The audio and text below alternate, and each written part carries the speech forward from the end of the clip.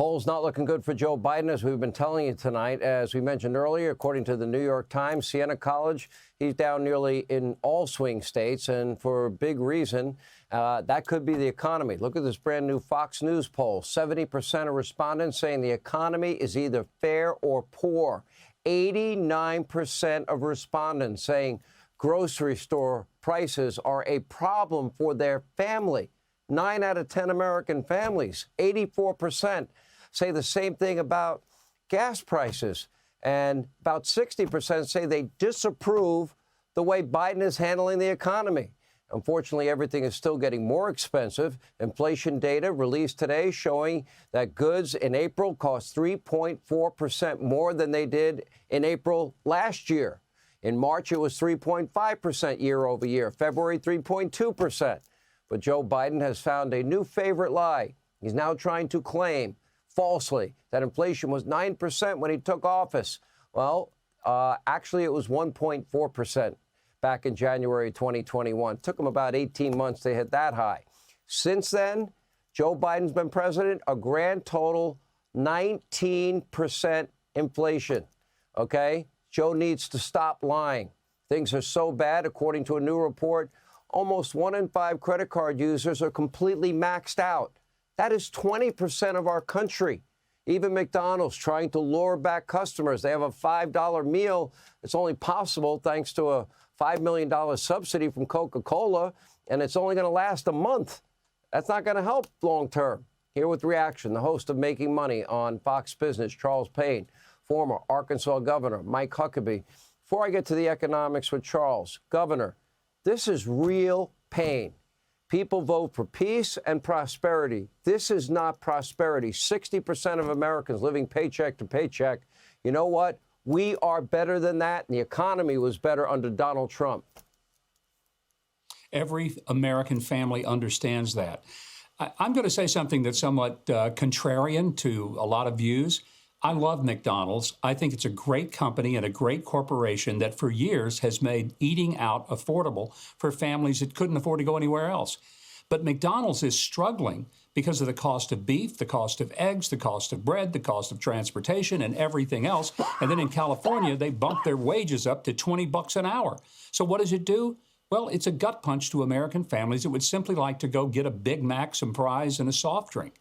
And the fact is, McDonald's has provided a lot of first-time employment opportunities for young people. It's taught them the discipline of work, but they're struggling. Now, watch this. Joe Biden will blame McDonald's and not his own ridiculous mismanagement of the economy for everything that's going wrong. He always says, oh, it's these greedy corporations. It's not the greedy corporations. They are trying to help Americans, but the reality is Joe Biden has butchered and just completely bungled this economy into oblivion. Unbelievable. Sad for people. If you care about people, liberals have a monopoly on compassion. Not very compassionate to continue with these horrible policies. They talk about a 44% capital gains tax. Charles, nobody will invest. Investment will dry up. That means jobs will dry up. Prices will then go even higher. Let's get your reaction to all these numbers. But Biden's been telling us, the economy's great. What are you talking about? Yeah. Well, listen, not only is the economy not great, but it is 100% Joe Biden's fault.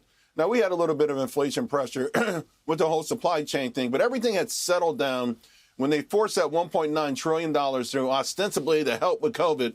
The fact of the matter is they were trying a political ploy of just dumping a bunch of money into the economy. And here's the real deal. That money always gravitates to the top 1%. People get it. They go out and spend it. They're supposed to go spend it. That's why the government sends it to them. And eventually the billionaires get even richer. And he can rail all he wants about the billionaires, but President Biden has been the best president in the history of America for wealthy folks. If the robber barons were around right now, they would erect a statue of him. Now, this inflation thing is hideous. Because a lot of times in the media, they talk about inflation coming down. It has not come down. The rate of growth has moderated, but if you compound it, it is a straight rocket ship, straight up, and it is crushing Americans. It is crushing the American dream. We found out yesterday about delinquencies on the rise, big time, and hurting young Americans more than anyone else, and certainly homeowners. So, I mean, homemakers, right? So people with kids. Today, we got the retail sales number, unmitigated disaster. We had to spend a lot of money at the gas station, a lot of money on food, nothing left for anything else. We got the CPI report. It was still too hot. It's still too hot, and it's not going away anytime soon. In the meantime, know that $2.1 trillion in so-called excess savings from the stimulus program, according to the San Francisco Fed, is now minus $72 billion. So all of that money is gone. It's gone to the rich folks out there. And the only thing that most Americans have left, maybe a T-shirt that says, I survived, I'm still surviving President Biden's generous $1.9 trillion. You know, it really is amazing. Just like he lies about the border, all of the border is secure, the border is closed for 3 years. Now, all of a sudden, let's say it's Donald Trump's fault. They lie about that. They lie about the issue of Israel. They stabbed Israel in the back, and they surrendered in the war on terror. They lie about the economy. They lie about law, order, safety, security. Governor Huckabee, I never thought it could get this bad. I wrote a book. I hadn't written one in 10 years. Live Free or Die, America and the World on the Brink. I'm beginning to feel we're at the on the brink point. I think the good news is there are going to be some debates. Joe got what he wanted, but he's not going to want what he got. I was on the debate stage with Donald Trump in 2016. Give you a little insight. Donald Trump, doesn't matter what the rules are, doesn't matter who moderates, doesn't matter what network, he wins the debate. He's the Tom Brady of presidential candidates. He's going to find a way to win. Never count him out.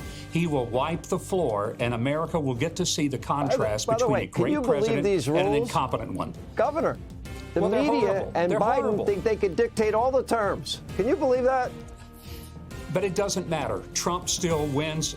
They can't beat him. They're going to try. They can't beat him. And like everything else, it'll backfire. Thank you both.